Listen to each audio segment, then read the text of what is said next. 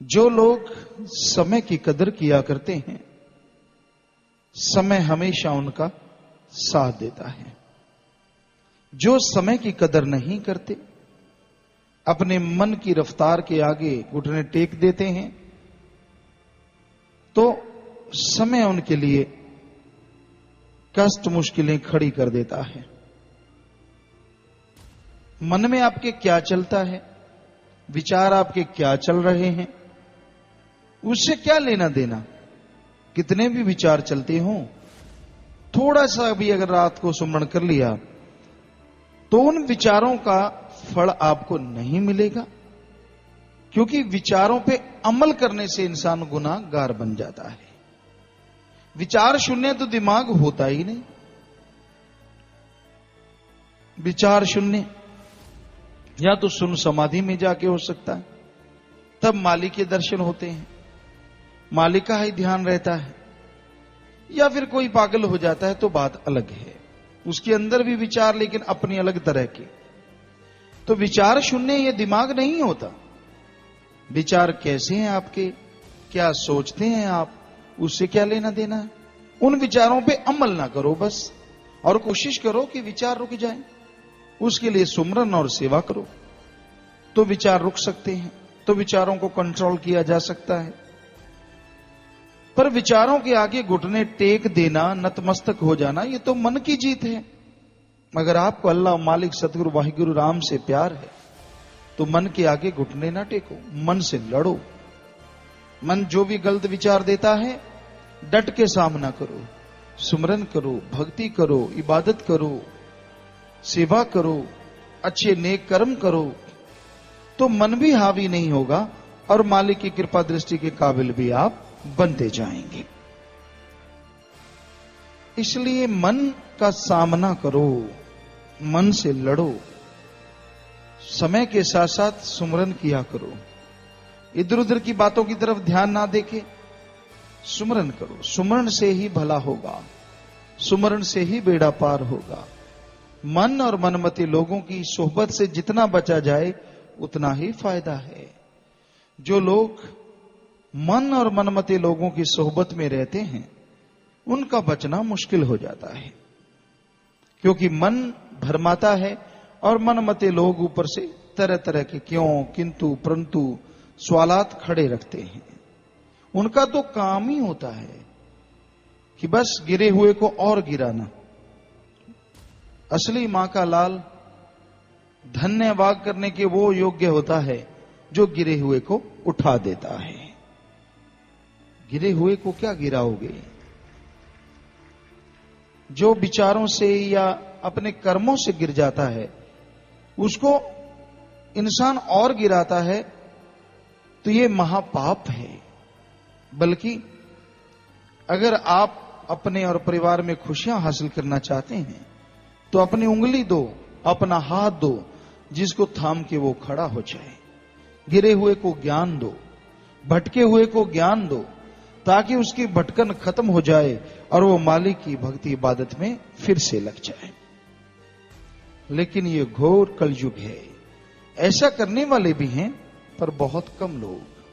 सबको अपने तक सीमित है, अपने तक मतलब है, किसी से कोई मतलब नहीं है। कौन क्या कर रहा है, किधर जा रहा है, कुछ लेना देना नहीं है।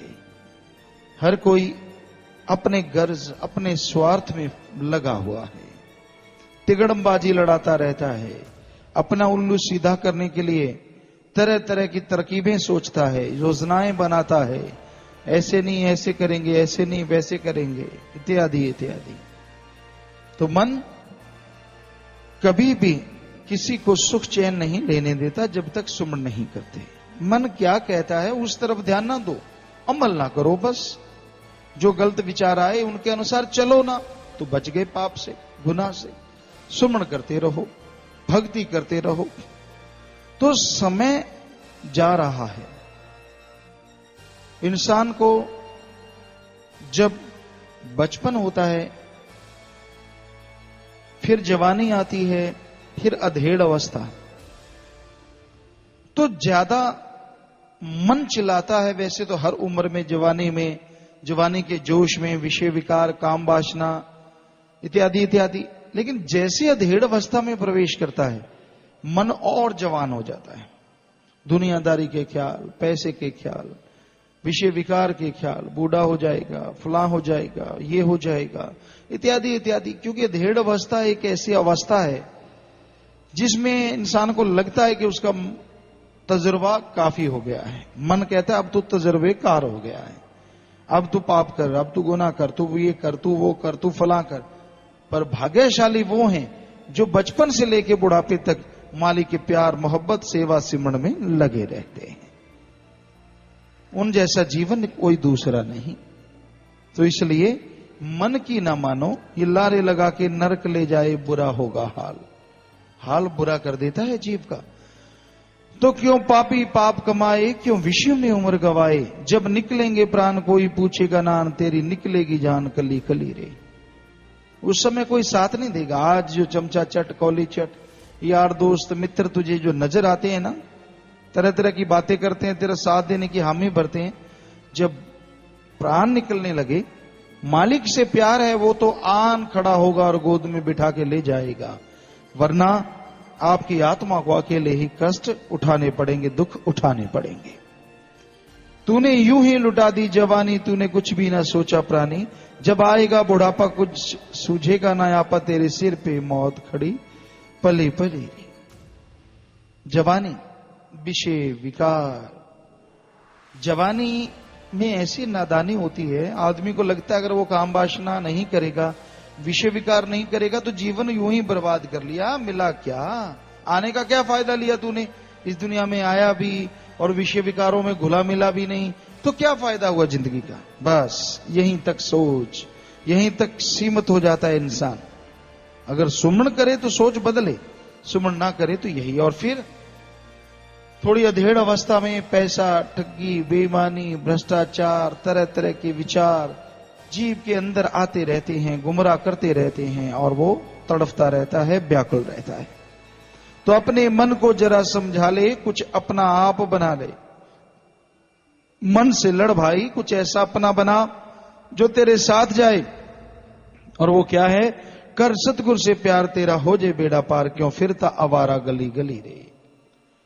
अपने मालिक से, मौला दाता रहबर से सच्चा प्यार कर। गली गली, कभी काम वासना की गली चढ़ गया तो कभी क्रोध की गली, कभी मन की गली तो कभी माया की, कभी क्रोध, लोभ, मोह, अहंकार, गली गली घूम रहा है, भटक रहा है। एक चीज छोड़ता है दूसरी तैयार, एक छोड़ता है दूसरी तैयार। एक ने गुनाह किया दूसरा करने को तैयार, यार इसने किया, फलां किया, मैं भी ऐसे करूं, मैं भी वैसे करूं।